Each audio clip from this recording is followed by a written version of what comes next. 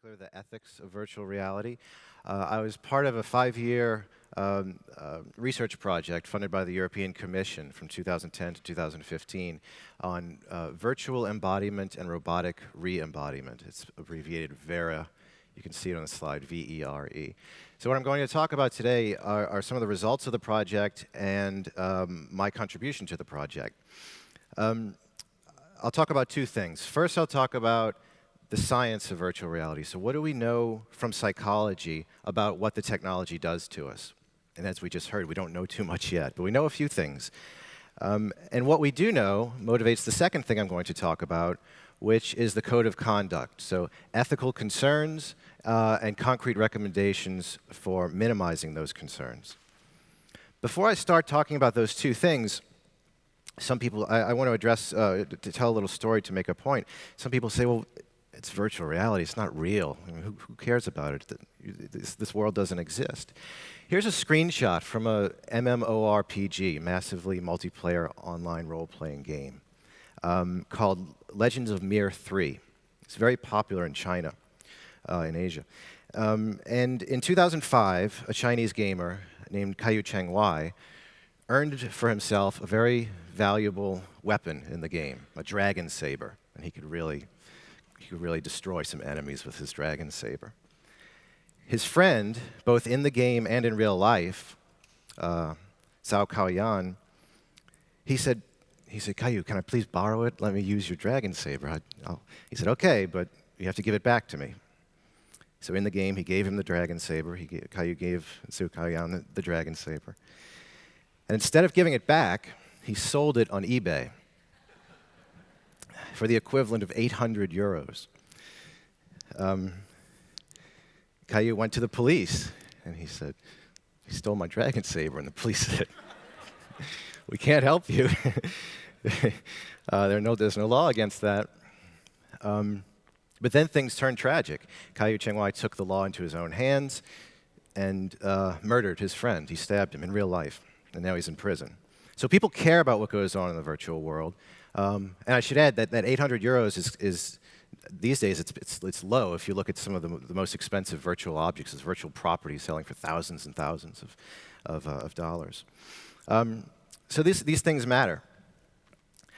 I'm talking about virtual reality, but I'm going to use the term virtual reality. But to be more precise, what I want to talk about should be called immersive technology. Virtual reality is one type of immersive technology. In virtual reality, we have a visual environment that's completely computer-generated, but there's also augmented reality, where we see our actual physical environment, but with computer-generated digital objects located within that environment. And there's also a lot of excitement about what's known as 360 VR, or in the scientific literature it's known as substitutional reality. And that's when you take an omnidirectional camera and just record what's going on in the real world. You can already access 360 VR on YouTube. So I'm talking about this family of technologies, and one thing I want you to keep in mind is that these aren't rigid distinctions. That is, it may be best to think of this as a continuum. So we can imagine you start with, say, augmented reality, put a few digital elements in there, and then keep adding your digital elements until half of your visual environment is digital. And then if you keep adding, you get closer to virtual reality. So there's really, there's a continuum between these. So I'll give you a few examples. Here's an example of augmented reality by an artist, Keiichi Matsuda. And if you can't see this one, I don't know if you've noticed, but there are other screens. You're from the perspective of someone wearing augmented reality goggles, getting off the bus. And you can look for the augmented elements of the... so people have icons above their head to identify them. Big cat on the horizon.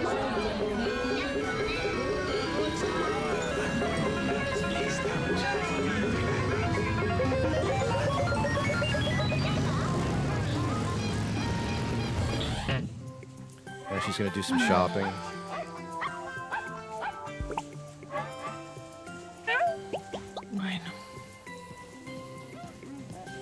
And of course, her data has already been mined and so on.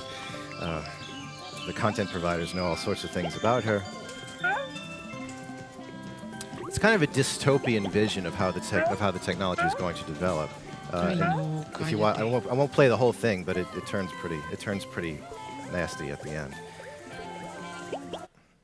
end. Here's an example of virtual reality by an art collective calling themselves Marshmallow Laser Feast. I don't know what that means, but they're making great art. I don't know what their word means. So they're it's virtual reality with 3D scanning. So they went out into a forest and used 3D scanning technology.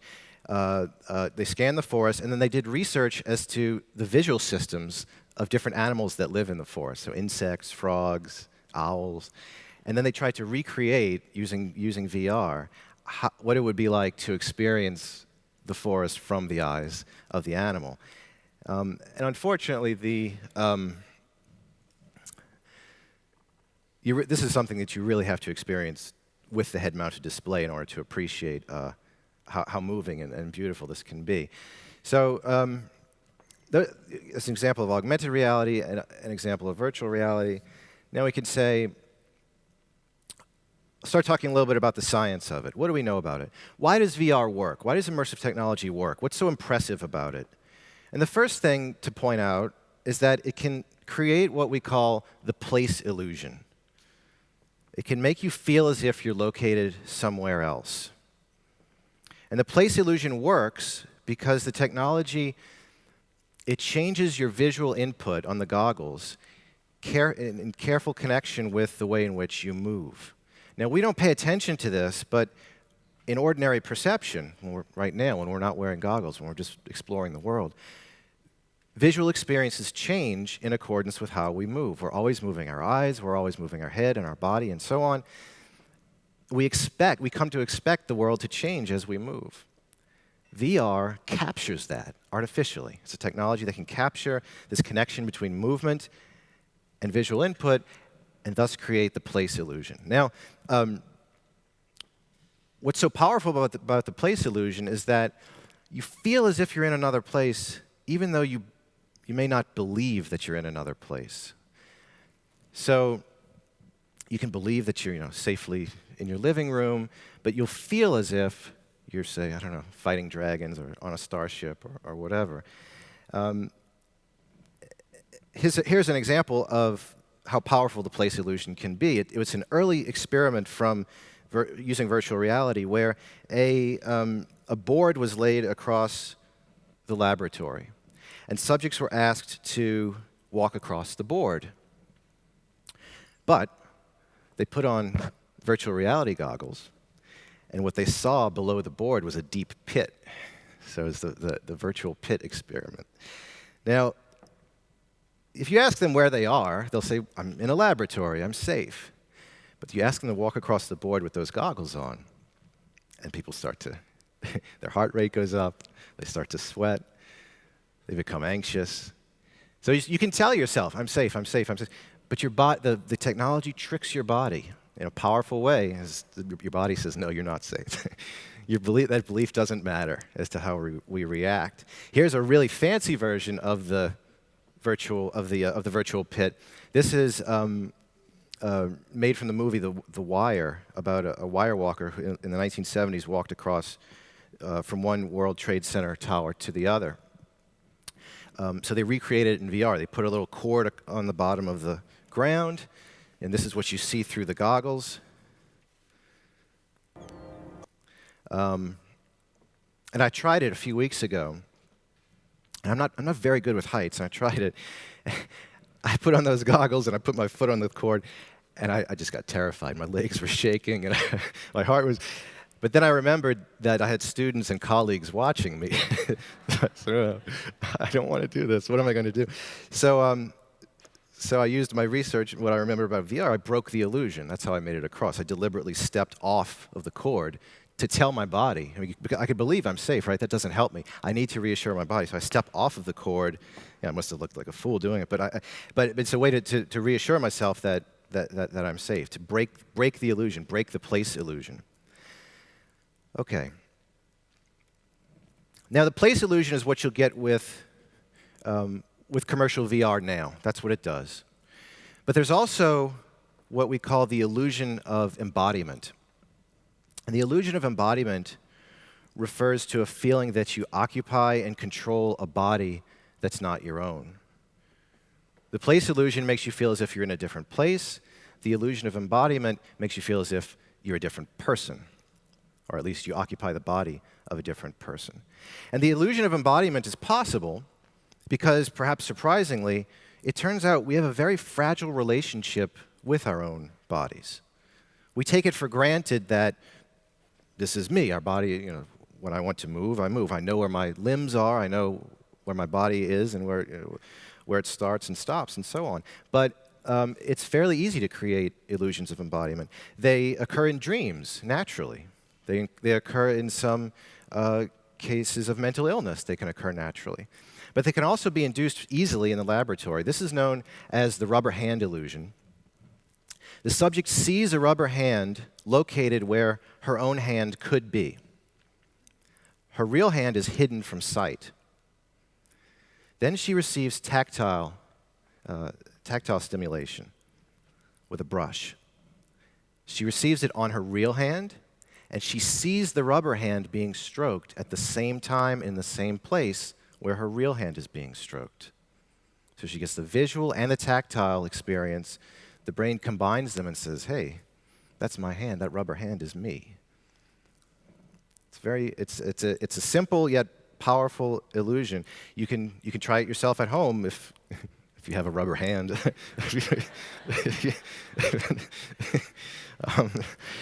But that just shows us how fragile this relationship can be.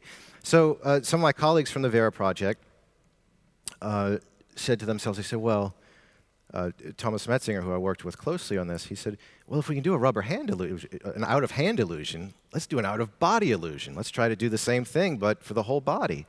So they used a head-mounted display. They set up a camera 2 meters behind the subject and then fed the output of the camera into the visual display for the subject. So when you're wearing the glasses, you see your own body, you see your back 2 meters in front of yourself.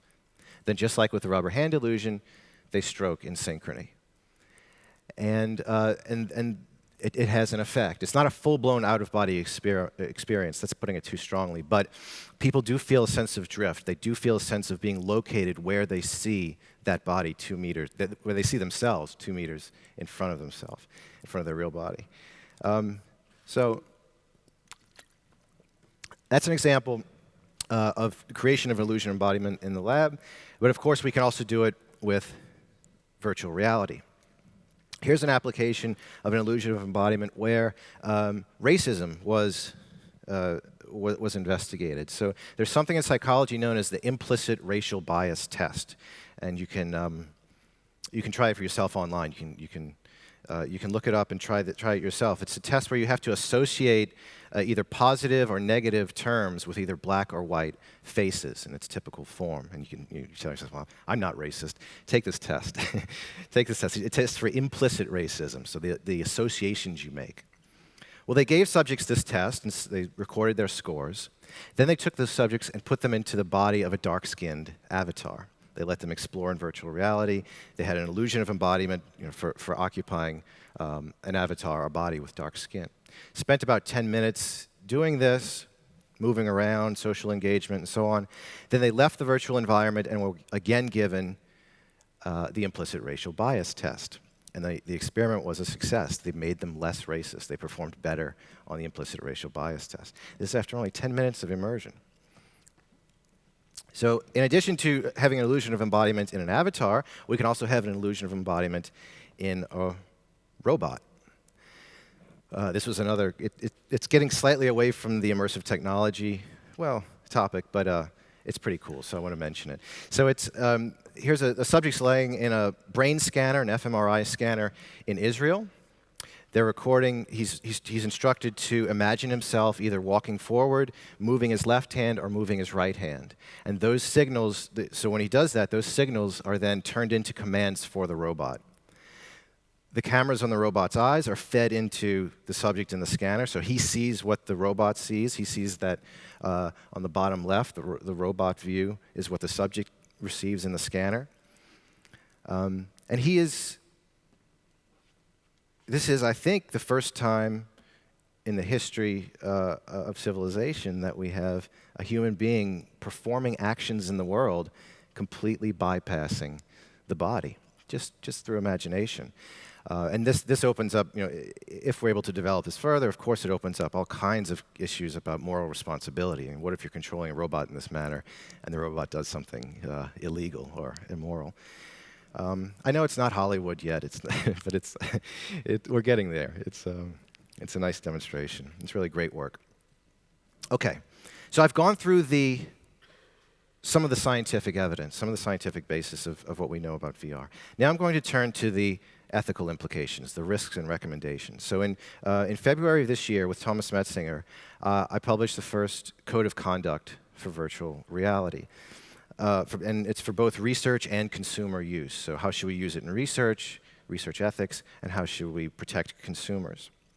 It's in the journal Frontiers in Robotics and AI. It's free to access if you're interested in reading it. But it's very long, and nobody reads long articles anymore. So, so we know that, and we made a table summary at the end. So you can go look up the article and find the table summary at the end where we summarize our recommendations for research and consumer use. And I'm going to talk now about some of our recommendations for consumer use. So as a principle of liberal democracy, I think that we should allow users to spend time and money in virtual worlds. If people want to choose to spend their time in that manner, that's their decision. But we should warn users about doing so. Why should we be concerned about that? Why should we warn users about that? From the last half of the 20th century, there's overwhelming evidence from social psychology that our environment can have an influence on our behavior, unconscious influence on our behavior sometimes. These are some classic experiments. You probably know the Milgram obedience experiments, where subjects were giving actors what they thought were severe, possibly lethal electric shocks because they were told to by an authority figure. The Stanford prison experiment, where college students at Stanford University were instructed to role play. And they were either playing a role of a guard in a prison or a prisoner. And they just wanted to observe how it played out, how this role play went. Well, they started taking their roles very seriously. They became hostile towards one another, so much so that the experiment had to be shut down. It became dangerous just by playing this role. The Ash conformity experiment is another old good one. It's not as well known, but I really like it, where you're given a simple matching task. So you give, say, 3 lines, A, B, or C, and they show you another line, and they say, which one matches the length, A, B, or C? So you just have to match them. And the answer is obvious. It's an easy task. But here's the trick. You're in a room with other people who you think are just there for the experiment like you are, but they're not. They're actors. They've been told to give the wrong answer to the question, to the matching task. So you go in the room, you look, you say, oh, yeah, I think. They go around and ask, and everybody gives the same wrong answer, and then they come to you. And you say, oh. And over a third of subjects conformed. They said, oh, there must be something wrong with me. I'll just say what everybody else is saying. So social pressure can influence our behavior. The last one is a more recent one, but it's a nice subtle manipulation where it's an experiment that took place in a break room at a university where there's a jar, an honesty jar, a donation jar. You're supposed to put money in the jar based on how much coffee you drink. So in the control condition, there was a neutral picture hung above the donation jar. It was like flowers or a house or something. But in the experimental condition, they put a pair of eyes, just a picture of a pair of eyes above the donation jar. And when the pair of eyes were watching, people donated 3 times as much money to the donation jar. And this is it's a subtle environmental manipulation, changes behavior unconsciously. So now consider, in a virtual environment, you'll have third party creating and maintaining the virtual environment with the ability to make all sorts of environmental manipulations in order to manipulate your behavior. These are from the last talk. You can start to use your imagination about who might be doing this and the power they may have to manipulate us. So at the very least, users should be made aware of this. There's evidence that what happens to you in VR can have a lasting influence after you leave the virtual environment. So we saw that with the implicit racial bias experiments. And there are plenty of other experiments in VR showing what happens in VR affects your behavior after you leave the virtual environment. So if we have people who manipulate the virtual environment, it can be a new and powerful form of psychological manipulation. Users should also be made aware that we don't know the effects of long-term immersion.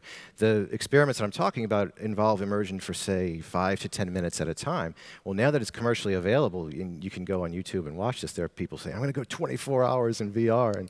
And we don't know what kind of effect that might have, especially if you're doing this repeatedly over time. But I don't want to be all negative about the technology. There are certainly beneficent applications of it. There's a lot to be hopeful about. So it's been used for pain management. Here's a picture of an icy landscape. And it was used for burn victims when they went through surgery. They were immersed in this icy, cold landscape, and they felt as if it reduced their experience of pain. It can be used to generate empathy, as an empathy machine, it's called sometimes. You can feel as if you're in the shoes of another person. The world could use some empathy. That's a great and hopeful application of this. It can be used for eating disorders because, any kind of disorder that involves a misperception of your own body could possibly be treated through generating these different types of embodiment. It's been used to treat phobias. And this last one it hasn't been used too much for this yet, but it's there is one application that's coming out, one app coming out which is a meditation app for VR. I don't know if that's going to work, but it does. I mean, I think some people see that the possible value of the technology is not so much what you experience when you're in VR, but the possibility of seeing the real world in a different way, experiencing wonder, a sense of appreciation and wonder for the world after you take off the goggles. Because like I said, what VR does is it captures this connection between movements and visual experience. And there's one writer a few weeks ago published, he said, I took off the glasses and I realized it's like there's a whole virtual world, but it's the real world. I can explore this world just like the virtual world. Wow. So there may be an element of that as well. So I think we should be hopeful. I think that there are beneficent applications. But there's something in bioethics known as the therapeutic misconception. And this is something we came across in the Vera project because we were working with paralyzed patients. And the therapeutic misconception refers to this false belief that a lot of patients have, that because a therapy is new and experimental, using advanced technology, that it's automatically better. And it gives them a sense of false hope. So that's something we have to avoid, and that's up to the job of the scientists and the media to avoid generating false hope. And the patients, they cause suffering to themselves because they want to cooperate so much with the experiment. As I said before, we need more research. We need to conduct further research into the lasting effects of long-term immersion, and we also need to conduct more research into particular types of content. What type of virtual content brings the higher psychological risk? But even that's not enough. Even further research is not enough, because for ethical reasons, you can't do research on the most vulnerable.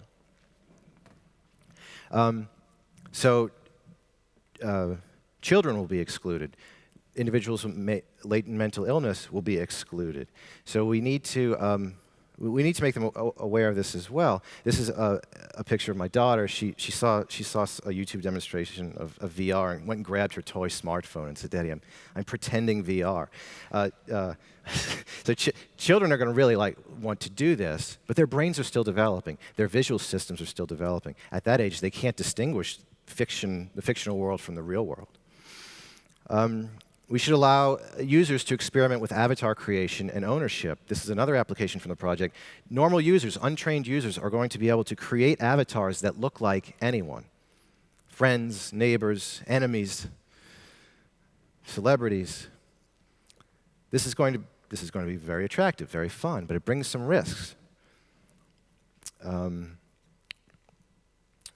We should warn users that we don't know the psychological effects of body swapping. Using avatars of the dead, so if you create an avatar of someone and then that person dies, is it a good idea to resurrect them and spend time with them, perhaps in augmented reality? How would that disrupt the grieving process? Virtual sex, virtual violence, virtual pedophilia, virtual rape. There's no regulations about this. Very difficult questions. People need to be very careful. We should interact with each other socially using immersive technology. Using 360 VR, we'll be able to go around, we'll be able to feel as if we're in the presence of someone who's very far away, in a family gathering, very far away, you can't attend it. Set up an omnidirectional camera, put on a headset, and it's like you're there. And that's great, that's very exciting. But we should be careful about replacing in-person social contact. This is already, of course, happening with other forms of information technology. Here's a study that was published last year where it was an investigation of older adults in the United States, and they found a correlation between lower in-person social contact and higher risk of depression. And what's interesting about the study is they took into account other forms of social contact. Phone calls, letters, email, online chatting, all that. None of that matters. What matters for mental health seems to be in-person social contact. We can't, it's risky to lose it. Final recommendation. So we're going to be able to use motion sensors to track our movements in virtual reality. That's how the illusion of embodiment will work, right? The sensor will detect where you move, and then you'll see your avatar moving in the same way. The sensor will detect the facial expressions you make, and then you can express emotions in the virtual environment. So the motion sensing technology will be integrated with it. It will make your experience more enjoyable, but it also brings up, of course, privacy issues. You're not just sharing pictures, you're not just sharing videos, you're sharing your emotions, you're sharing your facial expressions, and your face reveals a lot. But I don't know. I don't know if there's anybody who would be interested in harvesting privacy information. Thank you.